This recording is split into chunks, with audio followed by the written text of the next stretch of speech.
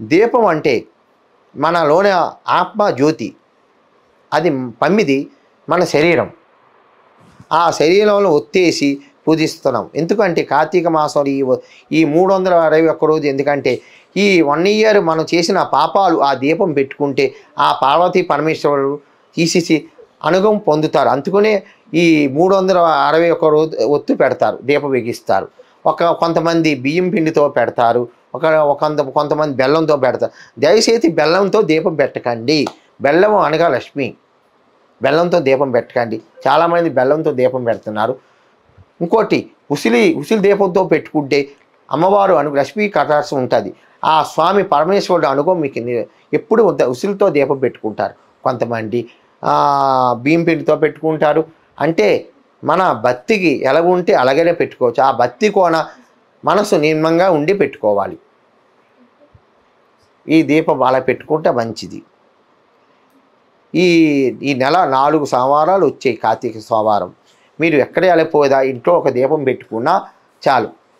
ఆ స్వామి అనుగు ఉంటుంది. నిష్టగా ఉండండి, నిష్టగా చేసుకోండి. ఎవరి మనసు బాధ పెట్టకండి. గురువు చెప్పింది వినండి. గురువు మంచిగా కోరుకుంటాడు కానీ చెడు కోరుకోడు. గురు బ్రహ్మ అంటే గురు బ్రహ్మ, గురు విష్ణు, గురుదేవో మహేశ్వర, గురు శాస్త్రాపర బ్రహ్మ, తస్మై శ్రీ గురువే నమః. గురువులోని బ్రహ్మ ఉంటాడు, విష్ణువు ఉంటాడు, పరమేశ్వరుడు ఉంటాడు. గురువు ఎలా చెప్తే అలాగే వినాలి. ఇప్పుడు అయ్యప్పమాలు వేసుకున్నప్పుడు గురువు ఎలా చెప్తే అలాగే చేసుకోవాలి. గురువు ఏమైనా చెడు చెప్పినా ఆ గురువుకే దోషం అవుతుంది, మీకు తరగదు. ఇప్పుడు ఆల్మోస్ట్ గురువు అంతా మంచిగా కోరుకుంటున్నారు. గురువు మాట విని ఆ దీక్ష మీరు తీసుకోవచ్చు. ఈ దీపం కూడా పెట్టుకోవచ్చు. ఈ దీపం పెట్టుకుంటే ఏమంటే మనలోన పాపాలు ఆ దీపం హరించేసి పవిత్రం అవుతాం. దీపం పెట్టుకుంటే చాలా దీపం పరబ్రహ్మతో సమానం. దీపం పెట్టుకోవచ్చు, ఏం పర్వాలేదు. మీకు నచ్చింది, మీకు వెలగ వీరుగున్న ఆ దీపం. కొంతమంది బ్రాహ్మణుడికి దీపము ఇస్తారు, దానం ఇస్తారు.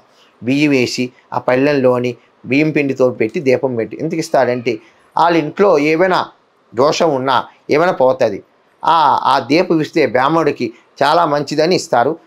శివదేవత, శివుడు అనుగు ఉంటుంది. ఆ కుటుంబానికి ఎప్పుడు శివుడు అనుగు ఉంటుందని దీపంతో దీపం పెడతారు. కార్తీక మాసం దీపం అంటే ఆకాశ దీపం 4వ సోమవారం పడుతుంది. ఆకాశ దీపం పెట్టుకుంటే గుడికి వెళ్ళి దీపాలు పెట్టుకోండి. మీరు అనుకున్నన్ని ఆ స్వామి అనుగు మీకు ఎప్పుడు వెళ్ళేలాగా ఉంటుంది. సర్వే జనా సుఖినో భవంతు.